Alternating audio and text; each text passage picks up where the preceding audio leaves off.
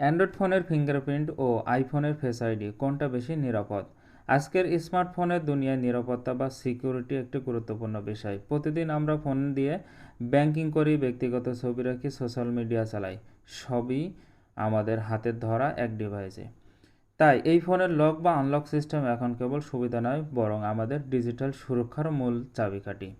আইফোনের face ID কেন এত বিশেষ এবং কেন এখনও অনেক অ্যান্ড্রয়েড ফোনের ফিঙ্গারপ্রিন্ট সেন্সর বেশি ব্যবহার হয়? অ্যাপল তাদের আইফোনে যে ফেস আইডি প্রযুক্তি দিয়েছে তা শুধু একটা সাধারণ ক্যামেরা স্ক্যান নয়, এটি আসলে 3D ফেস রিকগনিশন সিস্টেম, যেটা কাজ করে ট্রু ডেপথ ক্যামেরা সিস্টেমের মাধ্যমে। এই ক্যামেরা আমাদের মুখের 30,000-এর বেশি ইনফ্রারেড ডট প্রজেক্ট করে। তারপর তা বিশ্লেষণ করে আমাদের মুখের গঠন, গভীরতা, চোখের দূরত্ব, নাক ও মুখের অবস্থান সব কিছু থেকে একটি 3D ম্যাপ তৈরি করে।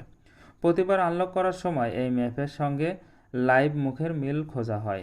যদি কেউ চুল কেটে ফেলে, দাড়ি রাখে বা চশমা পরে, ফেস আইডি তখনও তাকে চিনে নেয়, কারণ এটি গঠন নির্ভর ছবি নয়।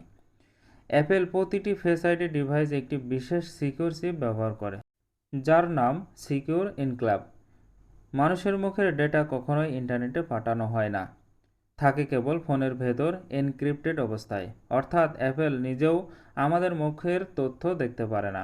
ফেস আইডি এর ভুল শনাক্ত হওয়ার সম্ভাবনা প্রায় 1/10 লাখ, যেখানে টাচ আইডি বা ফিঙ্গারপ্রিন্ট এই সম্ভাবনা 1/50,000। অর্থাৎ ফেস আইডি প্রায় 20 গুণ বেশি নিরাপদ। তাহলে অ্যাপেল কেন ফিঙ্গারপ্রিন্ট বাদ দিল? অ্যাপেলের লক্ষ্য ছিল প্রো স্ক্রিন ভিত্তিক ডিজাইন। টাচ আইডি থাকলে হোম বাটনে জায়গা লাগে, তাই সেটি সরিয়ে ফেস আইডি আনা হয়। হাত ভেজা থাকলেও ফোন আনলক করতে কোনো সমস্যা হয় না। অ্যান্ড্রয়েড দুনিয়ায় ফোনের সংখ্যা অনেক, বাজেট ফোন থেকে ফ্ল্যাগশিপ পর্যন্ত। সব ফোনে উন্নত 3D ফেস স্ক্যানার বসানো সম্ভব নয়, কারণ এতে খরচ অনেক বেশি। অপটিক্যাল ফিঙ্গারপ্রিন্ট ইন ডিসপ্লে ফোনে স্ক্রিনের নিচে সেন্সর থাকে, আঙুলের আলোর প্রতিফলন বিশ্লেষণ করে আনলক করে। আল্ট্রাসনিক ফিঙ্গারপ্রিন্ট স্যামসাংয়ের মতো প্রিমিয়াম ফোনে ব্যবহৃত হয়। এটি শব্দ তরঙ্গ ব্যবহার করে আঙুলের গভীরতা মাপে, যা অনেকটা আইফোনের ফেস আইডির মতো নিরাপদ ও নিখুঁত। অবশ্য অ্যান্ড্রয়েড ফোনেও ফেস আনলক সিস্টেম আছে, কিন্তু বেশিরভাগ ফোনে এটি 2D ক্যামেরা ভিত্তিক, মানে শুধু সামনের ক্যামেরা দিয়ে মুখের ছবি মিলিয়ে দেখা হয়। ফলে নিরাপত্তা তুলনামূলকভাবে দুর্বল এবং ছবি বা ভিডিও দিয়ে কখনো কখনো ফাঁকি দেওয়া সম্ভব।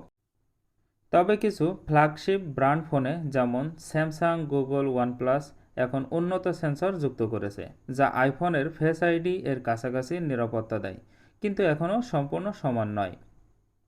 আপনি যদি নিরাপত্তা ও গোপনীয়তা, প্রাইভেসিকে সর্বোচ্চ গুরুত্ব দিতে চান, তবে ফেস আইডি আপনার জন্য উপযুক্ত, কারণ এটি এমনভাবে বানানো যাতে ডেটা কখনোই ফোনের বাইরে যায় না।